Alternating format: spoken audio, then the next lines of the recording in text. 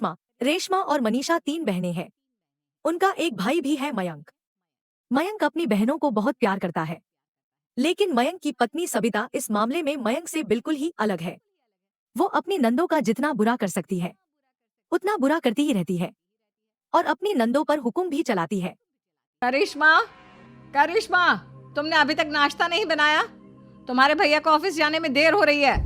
हाँ भाभी, बस अभी बनाती हूँ। करिश्मा, तुम ये ढीलापन छोड़ दो। कल को पराए घर जाना है। वहाँ अगर तुम इस तरह से काम करोगी तो लोग क्या कहेंगे कि माँ ने और भाभी ने कुछ सिखाया नहीं। और तुम्हारी दोनों बहनें कहाँ हैं?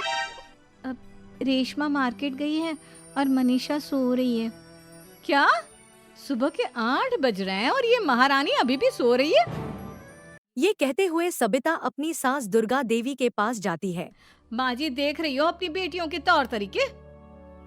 क्या हुआ बहू, सुबह सुबह क्या कर दिया मेरी बेटियों ने? अरे एक तो अभी अभी उठकर किचन में गई है, दूसरी सुबह सुबह बाहर चली गई और तीसरी अभी तक सो रही है। क्या करूं मैं इन तीनों का, मैं तो परेशान हो गई हूँ।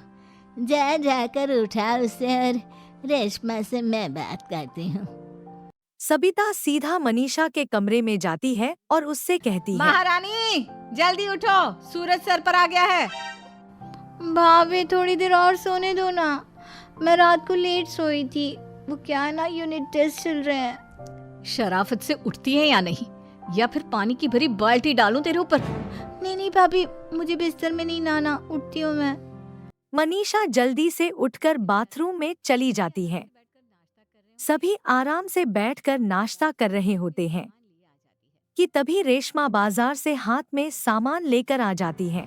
लो, आ गई महारानी। ऐसा भी क्या सामान लाना था जो सुबह आंख मलते ही बाजार की तरफ रवाना हो गई? भाभी, कल आप ही तो चीख रही थी कि घर का सारा सामान मुझे ही लाना पड़ता है, घर में किसी को भी किसी काम से कोई लेना देना नहीं है। अब मैं बाजार जाकर सामान ले आई तो आपको इस बात से भी तकलीफ हो रही है? देख रही हो माँ जी, अपनी बेटी की जुबान कैंची से भी तेज चलती है। और मयंक, आप तो कुछ कहेंगे नहीं अपनी लाडली बहन को? रेशमा, अपनी भाभी से ऐसे बात नहीं करते। चलो माफी मांगो। भैया, मैं क्यों माफी मांगू? आप भाभी से बोलिए ना कि हम पर कम हुक्म चलाया करे। हम इस घर की बेटियां हैं और आपकी पत्नी की ननद है, नौकरानी नहीं। लो कर लो बात। इनकी भलाई के लिए कुछ भी बोलो तो इन्हें बुरा लग जाता है। इस घर में यही इज्जत है मेरी। देख लो माँ जी, आपकी बेटी किस लहजे में मुझसे बात कर रही है। सबिता वहाँ से चली जाती है। मयंक को बहुत गुस्सा आता है, वो भी वहाँ से चला जाता है। फिर करिश्मा रेशमा को समझाती है, तुम्हें भाभी से माफी मांग लेनी चाहिए थी ना। लेकिन दीदी, मैंने कुछ किया ही नहीं तो मैं माफी क्यों मांगू? हाँ करिश्मा दीदी, रेशमा दीदी जैसे ही घर में आई भाभी ही उन पर चिल्ला रही थी। हाँ, मैं मानती हूँ कि गलती भाभी की थी। मैं तो इसलिए बोल रही हूँ कि भाभी ने माँ को तो पूरी तरह अपने वश में कर लिया है। वो हमारी बात सुनती ही नहीं। मयंक भैया हमारे लिए हमेशा खड़े रहते हैं, इसलिए उनकी बात का मान तो तुम्हें रखना चाहिए था ना। कोई फायदा नहीं दीदी, कुछ दिनों की बात और है, भाभी उन्हें भी हमारे खिलाफ भड़का देंगी। फिर वो भी माँ की तरह हमारी किसी बात का विश्वास नहीं करेंगे। इसी तरह सबिता अपनी तीनों नंदों को किसी ना किसी बात पर परेशान करती रहती है। एक दिन मयंक अपनी तीनों बहनों के लिए गिफ्ट लाया। करिश्मा, ये तुम्हारे लिए हार का सेट। रेशमा, तुम्हारे लिए सुंदर सी ड्रेस।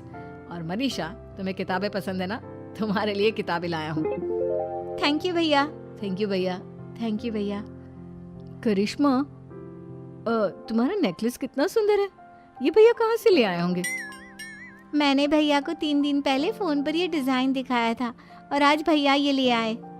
सबिता तो अपनी नंदों के गिफ्ट्स देखकर जल गई और करिश्मा का नेकलेस तो उसे भी बहुत पसंद आया था। अपनी बहनों के लिए कितना अच्छा नेकलेस लेकर आए हैं, मुझे कभी कोई गिफ्ट नहीं दिया। मैं आज ही ये हार चुरा लूंगी। रात में सबिता करिश्मा का हार चुरा लेती है और इसी तरह उसे अपनी नंदों की जो भी चीज अच्छी लगती वो उससे मांगती नहीं, बल्कि रात के अंधेरे में चुरा लेती। इसी तरह दिन बीतते गए और सबिता ने मयंक के दिल में उसकी बहनों के लिए नफरत पैदा कर दी। एक दिन मयंक ने करिश्मा और रेशमा के लिए रिश्ता देखा और ये बात उसने घर में सबको बताई। करिश्मा और रेशमा के लिए बहुत अच्छा रिश्ता आया है। वो लोग कल इन्हें देखने आ रहे हैं। आप और सविता मिलकर सारी तैयारी कर लेना। ये सुनकर करिश्मा और रेशमा खुश ही जाती है, लेकिन सबिता सोचती है, अगर इन दोनों बहनों की शादी हो गई तो घर और बाहर का काम कौन करेगा? मनीषा तो एक नंबर की कामचोर है, उससे तो किसी बात की उम्मीद लगाना ही बेकार है। मुझे इस शादी को रोकना होगा। अगले दिन सभी लड़के वालों के स्वागत की तैयारी करने में लगे होते हैं। तभी मयंक अपनी बहनों से आकर कहता है, तैयार हो गई तुम दोनों?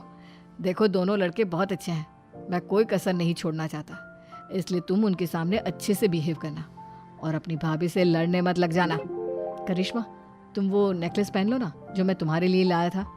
भैया मैं बहुत देर से वो नेकलेस ढूंढ रही हूँ, लेकिन मुझे मिल ही नहीं रहा। क्या तुमने नेकलेस खो दिया? तुम्हें पता भी है वो कितना महंगा था? तुम कोई काम ढंग से नहीं कर सकती। मयंक गुस्से में वहां से चला जाता है। थोड़ी देर बाद लड़के वाले भी आ जाते हैं। वो दोनों बहनों को पसंद कर लेते हैं और रिश्ता पक्का हो जाता है। लेकिन सबिता के दिमाग में कुछ और ही खिचड़ी पक रही थी। वो पंडित जी के पास करिश्मा की कुंडली लेकर जाती है और उन्हें पैसे देकर करिश्मा की कुंडली बदलवा देती है। जब लड़के वालों के पास करिश्मा की कुंडली जाती है तो वो दुर्गा को फोन करते बहन हैं। जी, हमने करिश्मा की कुंडली अपने पंडित जी को दिखाई थी। आपकी बेटी की कुंडली नहीं बल्कि दोषों का पिटारा है। देखिए, मैं और मेरे पति इन सब बातों में बहुत विश्वास करते हैं, इसलिए हम आपकी बेटी से अपने बेटे की शादी नहीं करा सकते। इस तरह करिश्मा का रिश्ता टूट जाता है और सभी घर वालों को बहुत दुख होता है।